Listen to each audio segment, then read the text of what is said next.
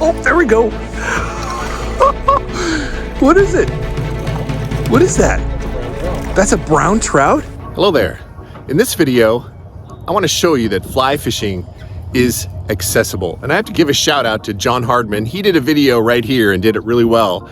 And this was my inspiration to help kind of continue the message that fly fishing doesn't have to be expensive. I also want to mention that we're going to go over a few basics as well. So we'll cover the basics when fly fishing. So you're not going to be out here with a fly rod and next thing you're saying is, now what do I do? So this video will also cover some basic things about fly fishing. So if you're absolutely new, this will help you along and get started. So we're going to go to Walmart today and I'm going to buy a complete setup. I'm going to buy the leader and flies, and we're going to be right here at one of our favorite lakes, and we're going to catch a fish for not very much money on a fly rod, just to show the point that you can do this without spending a ton of money. All right, let's head to my favorite place, Walmart. Hello there. I'm at Walmart, and we're going to see what we can buy. Affordability, can you catch trout with a fly rod purchased at Walmart? Stay tuned.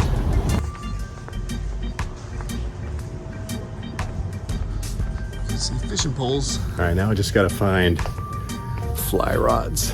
Oop, I think I found one. All right, what do we got here? Cortland, it's not a bad brand. Looks like we got a full setup here. $51. So it's a 5.6. Looks like we got a reel. It's not bad, Fairplay Series. 4-piece rod, 8 foot. It's kind of cool. It's got even some casting basics on the back. All right, looks like I'm gonna need some tapered leaders. Looks like they've got right here. Yep, and then some flies. Can't go wrong with woolly buggers. All right, looks like for about $51, $2.64 for the leader, and about $12 for the flies. We're gonna go see if we can go catch a fish on a Walmart setup. All right, let's do this, fish on.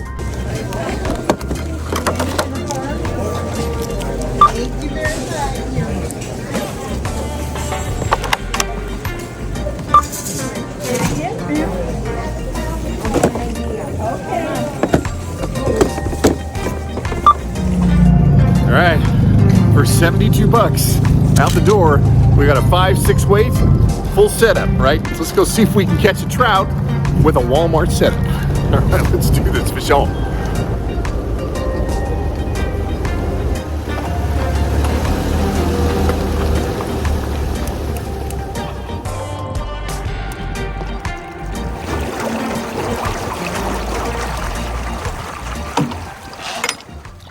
All right, we're out on the lake. We got everything put together. You know, I was pretty impressed with the packaging. They did a nice job packaging, and it's not a bad looking rod. I'm gonna probably keep the plastic on. I know that's probably a fly fishing faux pas, but I plan on giving this thing away. So I'm gonna leave the plastic on the cork, but it's really well put together. So if you're just starting out with fly fishing, couple things, right? You wanna make sure that all of the pieces of the rod go together tightly, but not too tight. You don't want to cram them on there too tight, otherwise you might have a hard time breaking down the rod later on. I like that it's a 4-piece because if you ever do any hiking, you can take this rod along. It's not real super long when it's all broken down. And then also make sure all of your guides along the fly rod line up as well. So just basic things.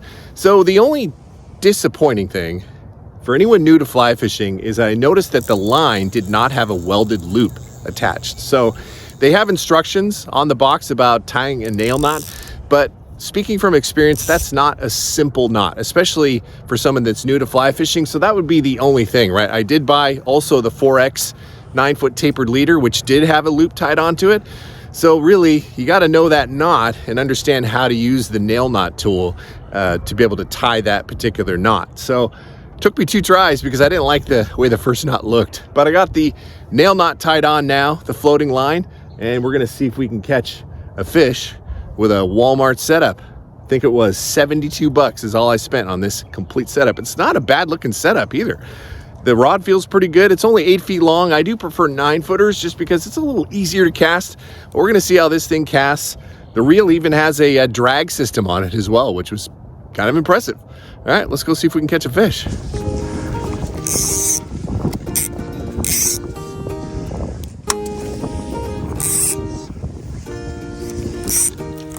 Yeah, this doesn't cast too bad. You can definitely feel the shorter length.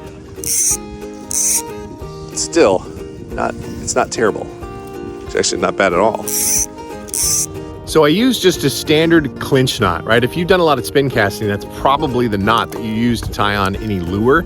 So just use a standard clinch knot. I use an improved, where you just wet it down a little bit, gives it a little more added strength. You just put a little saliva on it and slide it down. That's all you need to do. And I decided that I'm gonna start with the black bead-headed woolly bugger that I bought from Walmart as well, because that's just kind of a standard everyday fly for any type of fish. Let's see if we can go catch a fish.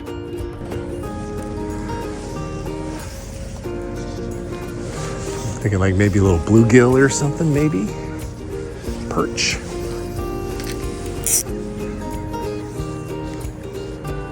Oh, there we go.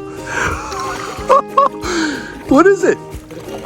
What is that? That's a brown trout. That's a brown trout? Oh no! That was a brown? It did look like a brown. Oh my God. Well, at least you know we can hook fish on the Walmart setup now. Just got to try to land one. Yeah, that looked like a brown. Oh my God.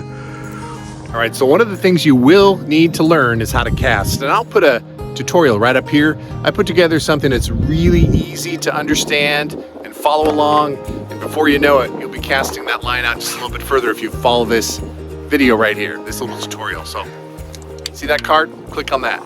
Well, maybe after the video.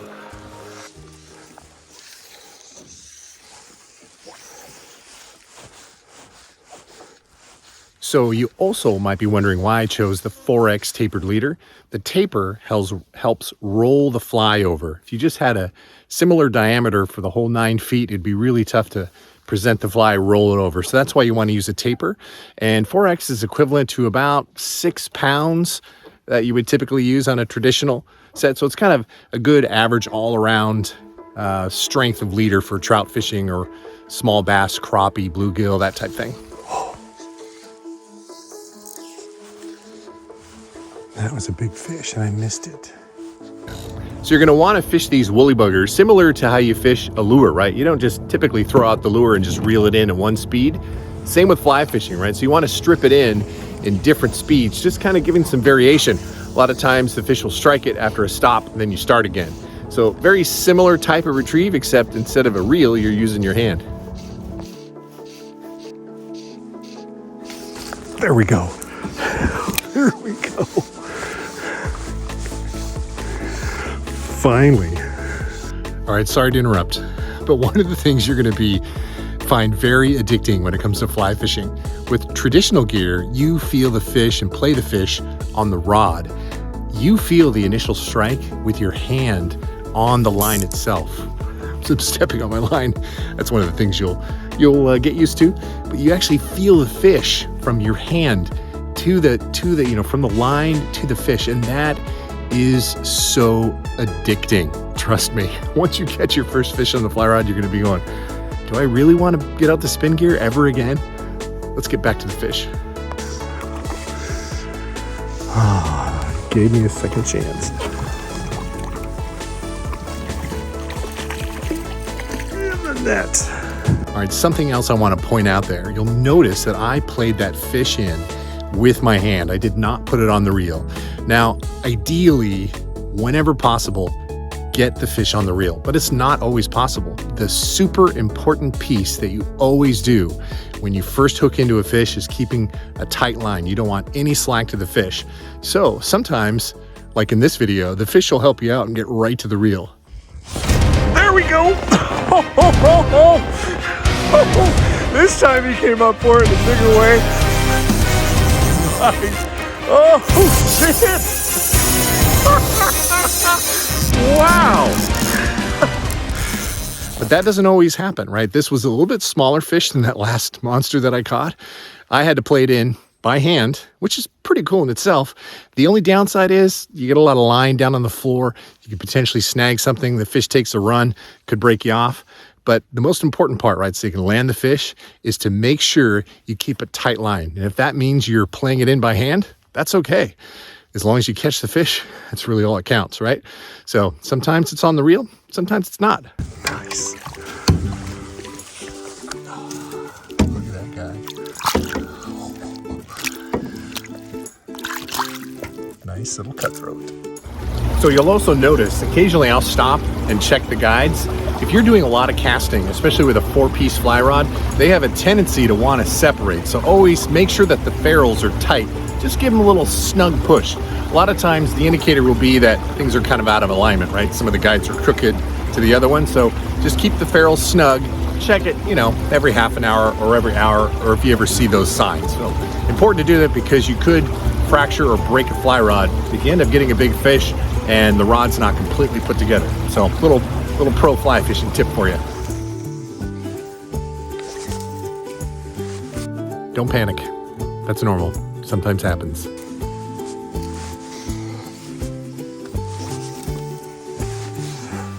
I have to tell you, I was not expecting much from Walmart. This Cortland setup, it's a solid rod. It casts really nice. I thought maybe the 8-foot length might give me some challenges, but it's not. It's kind of a medium fast rod and it casts great. So if you're new to fly fishing, this is not going to cause you problems. The line is okay, it'll last you a season. The reel is also okay, it'll last you several seasons. But this setup is rock solid. It's way more than I ever expected from Walmart. So good on you, Cortland. It's a good setup. Success. And again, I want to thank John Hardman for the inspiration in spreading the message that fly fishing is for everyone. It is not expensive. I just picked up a really solid setup at Walmart with flies, tapered leader, line, rod, reel for 72 bucks. So you too can get into the sport of fly fishing, and I encourage you to do that. Please share this with somebody you think that might want to get into fly fishing. And I'm going to leave a couple of videos here and here. One is if you want to know a little bit more about tactics, watch this video. And if you want to see John Hardman's, he's got a great YouTube channel, Hardman's Fishing Adventures, his Walmart series, where he caught a ton of fish on the exact same setup. All right, everybody, until the next time, fish on.